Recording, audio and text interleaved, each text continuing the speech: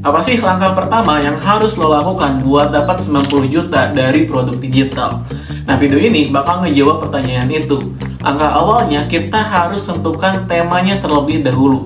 Karena percuma ketika lo tuh udah capek-capek bikin produk digital yang luar biasa itu, tapi ternyata gak ada yang butuh sama produk digital lo. Ternyata gak ada yang minat, gak ada yang beli. Kan percuma juga, tak? Masuk akal juga ya. Makanya di sini kita bakal fokus menentukan tema dari produk digital yang bakal cuan. Nah, oke, buat konteks terlebih dahulu, itu gue udah dapat sekitar 90 jutaan dari produk digital. Ini dari Traversity ya, gue refresh terlebih dahulu. Ini dari Traversity emang dapat 81 juta. Tapi gue juga ada akun Link ID, itu gue dapat sekitar 12 juta. Gue juga ada TikTok Series, itu dapat sekitar 10 jutaan. Ya, di atas 90 juta pendapatan dari gue produk digital ya. Ini biar gue refresh. Tuh, angkanya sama ya. Dan gue juga itu udah ngabisin sekitar 5 juta buat beli kelas online, ebook, segala macam ya, belajar mengenai digital marketing. Dan materi yang mau gue share dengan lo saat ini itu setara dengan materi berbayar kelas online harga 200 ribuan. Jadi sangat disayangkan kalau lo gak simak sampai beres. Gue juga saranin buat simpan dulu aja videonya, supaya nanti kalau lo udah lupa-lupa atau mau ditonton ulang itu gampang ditemukannya. Oke, ini buat riset yang pertama ya. Kita itu mau tahu produk digitalnya laku atau enggak, kita bisa lihat di website Amazon. Di sini kita tinggal searching aja mengenai produk digital kita. Ini sih emang enaknya tuh buat cari ebook ya. Ini gue juga pernah cari ebook mengenai konsisten. Contohnya ini aja lah ya. Kita mau bikin ebook mengenai konsistensi.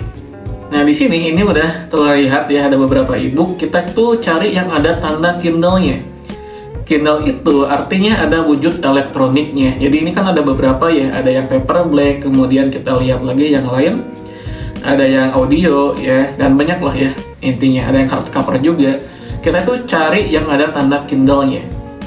Kemudian kita bisa masuk ke produknya ya.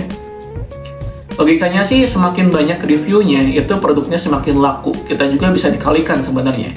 Reviewnya ada berapa, dikalikan dengan harganya itu dapat berapa. Kemudian dikalikan juga 10 ya. Jadi kita asumsikan aja dari 10 orang yang beli itu ada 1 orang yang ngasih review. Kan gak semua orang juga yang beli suka kasih review ya. Gue juga kalau beli barang online jarang kasih review sebenarnya. Nah, di sini yang bagusnya dari Amazon itu selain kita lihat rating sih ya, ini ratingnya kurang bagus. Kita coba lihat yang lain aja. Nah, ini ya. Ini juga bisa pakai referensi buat judul sih ya, yang Amazon itu. Yang bagusnya dari Amazon, kita bisa read sample bagian sini. Nah, ini kita bisa lihat nih ya, daftar isinya seperti apa, supaya buat gambaran juga untuk produk digital kita. Nanti temanya kayak gimana, daftar isinya gimana. Tuh, ini ya. Jadi ini buat Amazon, yang pertama kita lihat, kalau ini laku di Amazon, biasanya di kita juga bakal laku. Apalagi biasanya kalau di luar negeri booming, di luar negeri viral, datang ke Indonesia-nya itu suka agak delay, setahun 2 tahun baru viral di Indonesia. Produk digital juga kayak gitu sebenarnya. Di luar negeri udah rame, sekarang di kita itu baru rame sekarang. Oke, website yang kedua yang bisa kita pakai itu adalah Etsy. Ya, ini emang website luar negeri juga ya. Nanti gue juga tunjukin website Indonesianya apa. Nah, di Etsy itu kita sama aja ya, kita tinggal searching mengenai konsistensi, misalkan tadi ya. Ada nggak ya tadi konsistensi ebook? Kita coba di Etsy. Di Etsy ini sih kebanyakan berupa planner ya di Etsy itu. Oh, ini ada tuh ya. Ada. Nah, oke, ini buat website Indonesianya ya. Jadi ini emang agak kelewat, tadi gue agak kelupaan buat masukin materi ini. Nah, ini kita bisa pakai Traversity. Di sini sama aja sih ya, kita tinggal searching aja. Ini gue juga udah ada searching beberapa. Tapi emang ini karena websitenya bisa kehitung baru lah ya. Buat produk digital yang adanya itu sangat-sangat terbatas banget. Ini kita coba aja. Kalau misalkan tema lu itu cukup luas ya, gak terlalu niche, mungkin bakal ada di sini ya. Tapi kalau misalkan terlalu niche, biasanya nggak ada sih. Dan juga kita lihat cuman ada 800 doang produk digital yang adanya. Ini ada bundling worksheet for kids ya, kita coba yang lain-lain ya, kita coba lihat. Yang rame itu, ini ada beberapa kreator yang rame ya, ada Din Andira sama ada Daily Cooking.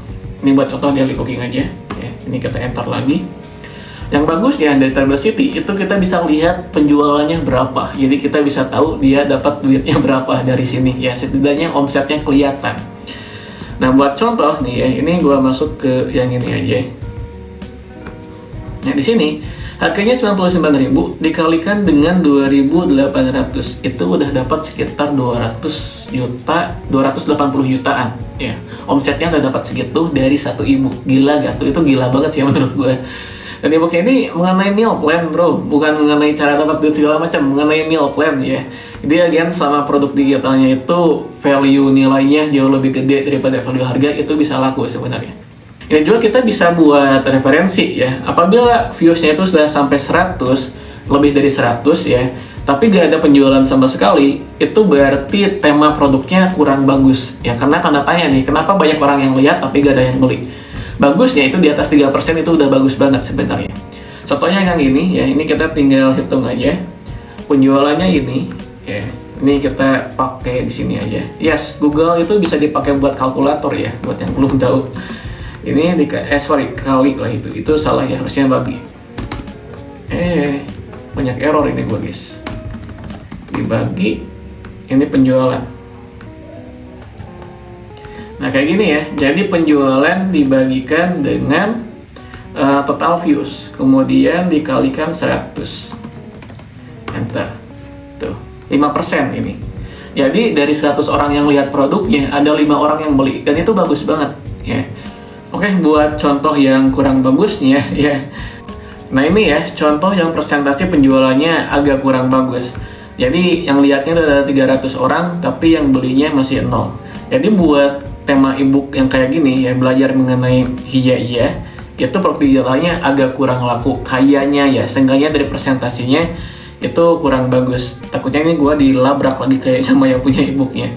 Biasanya ini presentasinya agak kurang lah ya, dilihat dari sini. Again, bisa jadi bukan masalah ebooknya, bisa jadi kemampuan buat menyampaikan informasinya kurang tepat, bisa jadi target tujuannya, target marketnya tidak tercapai, itu bisa jadi juga. Tapi ini buat gambaran aja. Nah oke, sekarang kita itu udah tahu nih, tema dari produknya itu laku atau enggak. Tapi masalahnya, kita nggak tahu ini lakunya itu tahun berapa. Bisa jadi lakunya itu tahun kemarin, 2 tahun yang lalu, 5 tahun yang lalu. Itu kan kita nggak tahu ya. Makanya itu kita harus validasi lagi pakai Google Trend.